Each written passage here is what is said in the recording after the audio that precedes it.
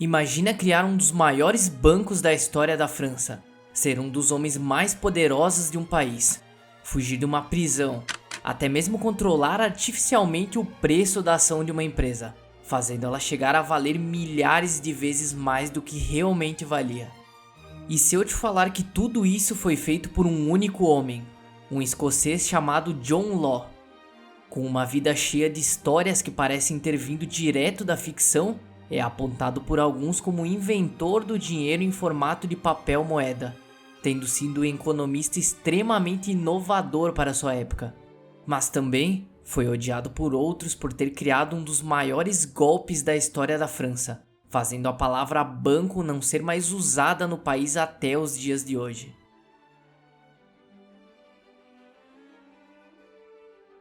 John Law nasceu na antiga Escócia, sendo filho de uma família protestante muito rica. Com 12 anos, seu pai faleceu e ele acabou sendo enviado para um internato, onde ficou até completar 22 anos. Nessa idade, acabou abandonando o castelo da família e partiu fazer sua vida em Londres. No entanto, todo esse período em Londres ele foi sustentado pelo dinheiro enviado pela sua mãe, que acabava sendo todo gasto em jogos e negócios fajutos. É também retratado que desde essa época John era conhecido por ser mulherengo, o que acabou o levando a se envolver em uma briga por uma mulher. O homem com quem ele brigava acabou o desafiando para um duelo de vida ou morte. E é claro, John acabou vencendo e matando o homem. Isso acabou o levando à prisão de Newgate, sendo condenado à morte em 1964. Por incrível que pareça, ele conseguiu fugir da prisão e escapar para a Europa continental, mais especificamente para Amsterdã. Por coincidência, talvez não haveria lugar melhor na Europa para ele ter fugido, já que Amsterdã na época era um forte berço do capitalismo, tendo criado o primeiro banco central e a primeira bolsa de valores do mundo. Para um viciado em jogos, a bolsa de valores rudimentar era o lugar mais viciante possível, sendo muito semelhante a um jogo. Ele passou anos acumulando estudos referentes a sistemas financeiros e relações econômicas, sendo que chegou a escrever vários trabalhos envolvendo os assuntos. Ao mesmo tempo, estudou todo tipo de material envolvendo jogos e finanças, tendo conhecido algo que ainda não era popular, mas mudaria todo o conceito de jogo para todo sempre: a teoria da probabilidade. A teoria da probabilidade era um conhecimento recém-descoberto na época, onde quase ninguém de fato entendia. Logo, John estudou e dominou essa ciência, onde os boatos sobre ele é que ele podia calcular de cabeça as chances de ganhar ou perder um jogo.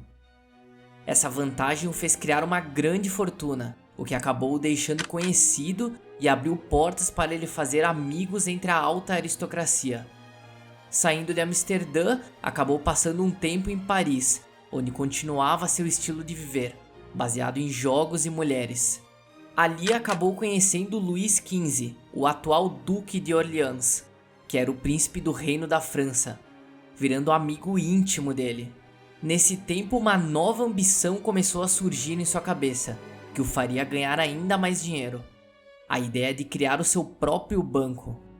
Em vários reinos diferentes, John viajou para fazer sua oferta para a criação do banco, recebendo a recusa em todos eles.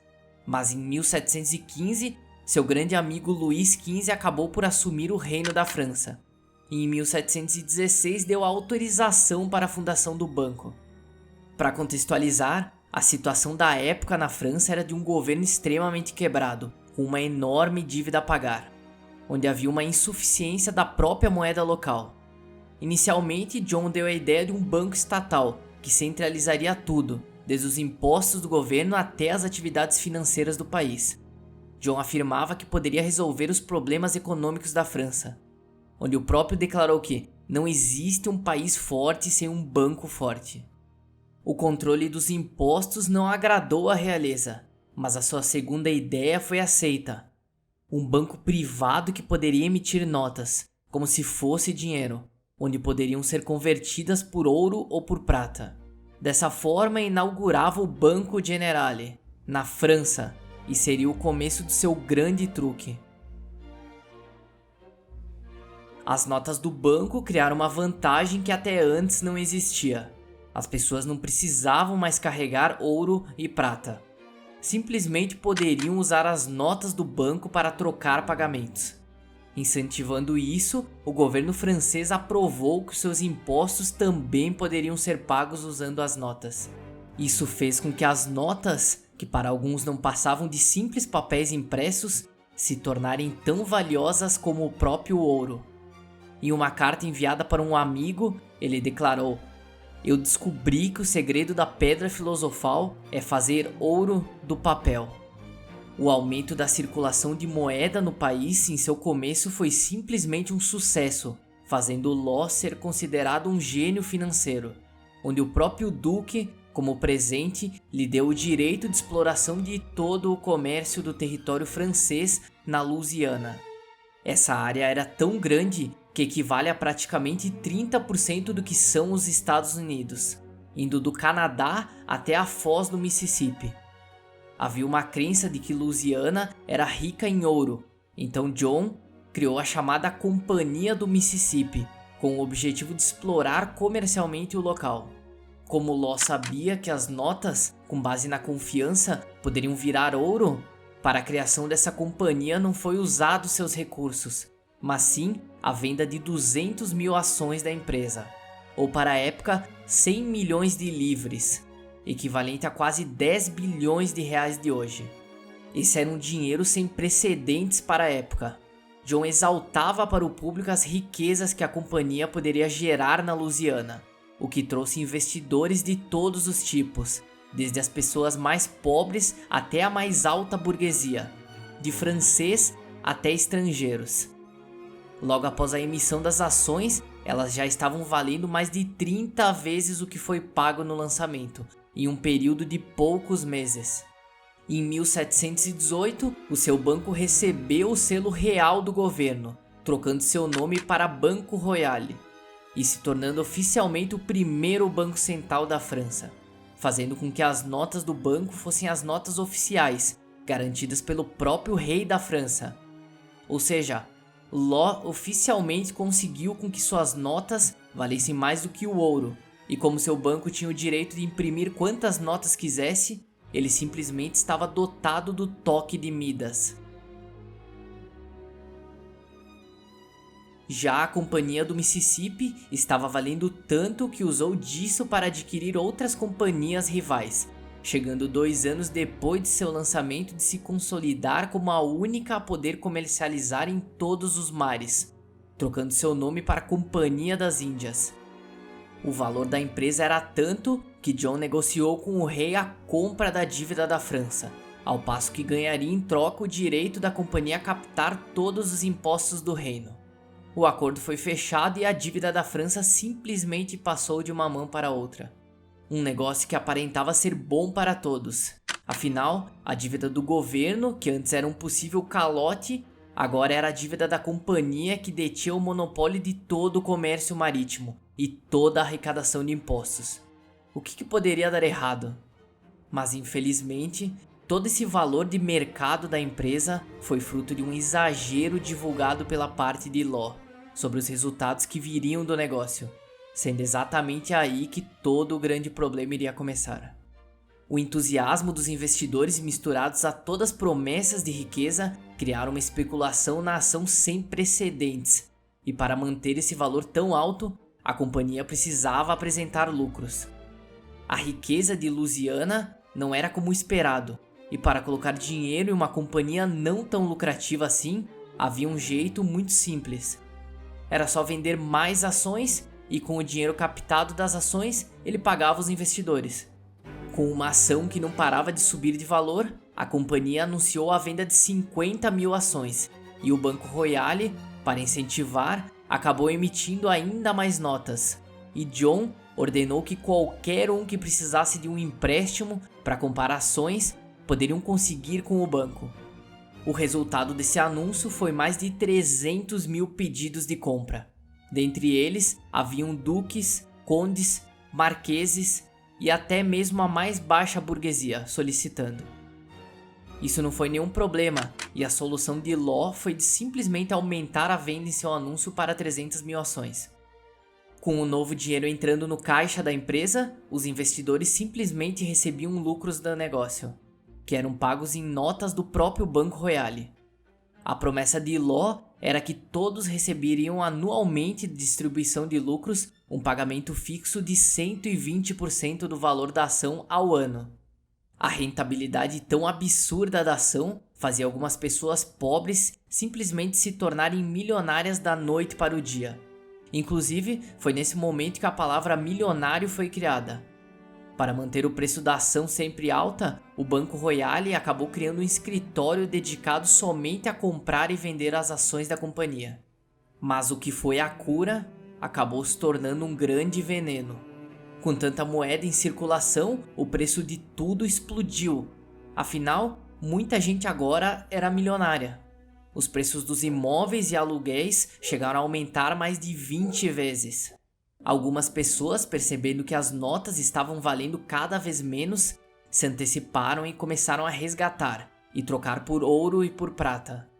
Outras começaram a usá-las para comprar tudo em que pudessem entesourar, ou seja, transformar em qualquer coisa transportável que tivesse algum valor, como joias, pedras preciosas, talheres de prata e moedas de ouro.